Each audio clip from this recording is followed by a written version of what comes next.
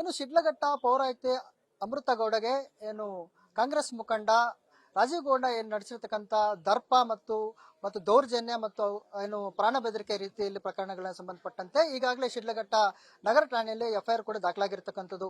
ಈ ನಡುವೆ ಏನು ಅಂತಂದ್ರೆ ರಾಜ್ಯದಾದ್ಯಂತ ಒಂದು ಈ ವಿಷಯ ರಾಜ್ಯದಲ್ಲಿ ದೊಡ್ಡ ಸಂಚಲನ ಮೂಡಿಸಿರ್ತಕ್ಕಂಥದ್ದು.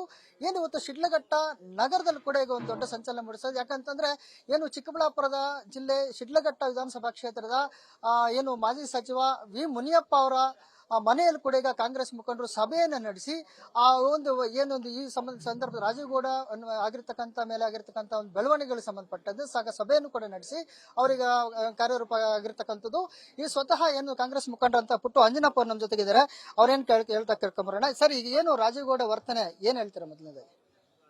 ರಾಜೀವ್ ಗೌಡರ ವರ್ತನೆ ಇವೆಲ್ಲನೂ ಸಹ ಸರಿಪಡಿಸ್ಕೊಳ್ಬೇಕು. ಈಗ ಮಾತಾಡಬಾರ್ದಿತ್ತು.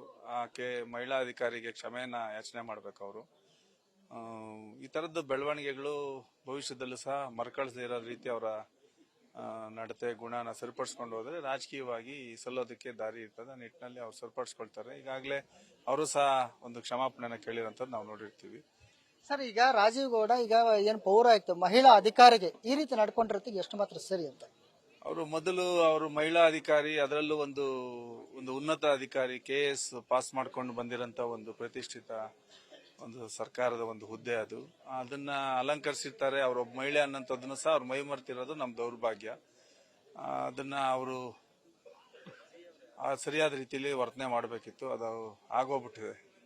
ಸೊ ಅದನ್ನ ಆಕೆಗೆ ರಾಜೀವ್ ಗೌಡ್ರ ಪರವಾಗಿ ನಾವು ಸಹ ಕ್ಷಮೆ ಕೇಳೋದಕ್ಕೆ ಬಯಸ್ತೀವಿ. ಯಾಕಂದ್ರೆ ಮಹಿಳಾ ಅಧಿಕಾರಿ ಒಬ್ಬ ಮಹಿಳೆ ಆಗಿರೋದ್ರಿಂದ ಎಲ್ರಿಗೂ ನೋವು ತರೋಂಥ ವಿಚಾರ. ಎಲ್ಲರ ಕುಟುಂಬದಲ್ಲೂ ಸಹ ಹೆಣ್ಮಕ್ಳು ಇರೋಂಥದ್ದು. ನಾವು ಏನ್ ಗೌರವ ಕೊಡ್ಬೇಕು ಅದನ್ನ ಕೊಡ್ಬೇಕಿತ್ತು. ಹಂಗಾಗಿ ಅವರು ಸಕ್ರಿಯವಾಗಿ ಮತ್ತೆ ಧೈರ್ಯ ತಗೊಂಡು ಕೆಲಸ ಮಾಡ್ಲಿ ಅಂತೇಳಿ ನನ್ನ ಭಾವನೆ. ಸರ್, ಈ ಹಿಂದೆ ಕೂಡ ಯಾಕಂದ್ರೆ ಲಾಸ್ಟ್ ಟೈಮ್ CM ಬಂದಾಗ ಕೂಡ ನಿಮ್ಮ ಮತ್ತೆ ಅವ್ರ ಮಧ್ಯೆ ಸಾಕಷ್ಟು ಪೈಪೋಟಿ ಇತ್ತು. ಅದು ಸಾಕಷ್ಟು ಅಧಿಕಾರಿಗಳ ಮೇಲೆ ಒತ್ತಡ ತರುವಂತದ್ದು ಈ ತರ ಮಾಡ್ತಿದ್ರಲ್ಲ. ತಹಶೀಲ್ದಾರ್ ಗಗನ ಸಿಂಧು ಮೇಲೆ ಕೂಡ ಒಂದು ಒತ್ತಡ ತಂದು ಬೈದಿದ್ರು ಅಂತ ಹೇಳಿ ಕೇಳ್ಪಟ್ಟಿದೆ. ಅದ್ರ ಬಗ್ಗೆ ಏನ್ ಹೇಳ್ತೀರಿ ಸರ್?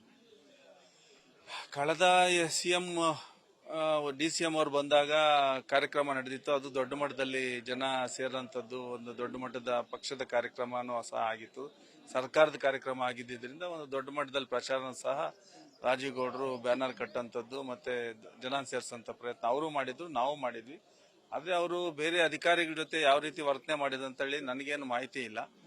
ಸೊ ಹಂಗಾಗಿ ಅದ್ರ ಬಗ್ಗೆ ನನಗೇನು ಮಾಹಿತಿ ಇಲ್ಲ. ಈಗ ಇವರ ಒಂದು ಆಡಿಯೋ ನೋಡಿ ನನಗೆ ಬಹಳಷ್ಟು ಮುಜುಗರ, ಬೇಸರ, ನೋವು ಆಗಿದೆ. ಸರ್, ಈಗ ರಾಜೀವ್ ಗೌಡ್ರನ್ನ ಕಾಂಗ್ರೆಸ್ ಪಕ್ಷದಿಂದ ಉಚ್ಚಾಟನೆ ಮಾಡಬೇಕು ಅಂತ ಸಾಕಷ್ಟು ಆಕ್ರೋಶಗಳು ಕೇಳಿ ಬರ್ತಾ ಇರ್ತಕ್ಕಂಥದ್ದು. ಇದ್ರ ಬಗ್ಗೆ ಏನೋ ಚರ್ಚೆ ಆಗಿದೆ?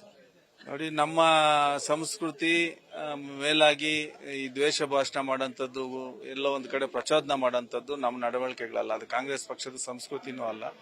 ಕಾಂಗ್ರೆಸ್ ಪಕ್ಷ ಈಗಾಗಲೇ ಆ ಒಂದು ಪ್ರತಿಬಂಧಕ ಕಾಯ್ದೆಯನ್ನು ಸಹ ಕಾರ್ಯರೂಪಕ್ಕೆ ತರ್ತಾ ಇರೋಂಥದ್ದನ್ನ ನಾವು ನೋಡ್ತಾ ಇದ್ವಿ. ಇದೆಲ್ಲ ಸಹ ವರಿಷ್ಠರು ಗಮನಕ್ಕೆ ತಗೊಳ್ತಾ ಇದ್ದಾರೆ. ಸೂಕ್ಷ್ಮವಾಗಿ ಇದನ್ನೆಲ್ಲಾನು ಸಹ ಸರಿಪಡಿಸೋ ಕೆಲಸ ಮಾಡ್ತಾರೆ ಅಂತೇಳಿ ನನ್ನ ಭಾವನೆ. ಹಂಗಾಗಿ ವರಿಷ್ಠರು ತೀರ್ಮಾನ ಮಾಡ್ತಾರೆ ಈ ವಿಚಾರವಾಗಿ. ಏನಿದಿಷ್ಟು ಪುಟ್ಟು ಅಂಜನಪ್ಪನವರು ಮಾಡ್ತಾ ಆಗಿರ್ತಕ್ಕಂಥದ್ದು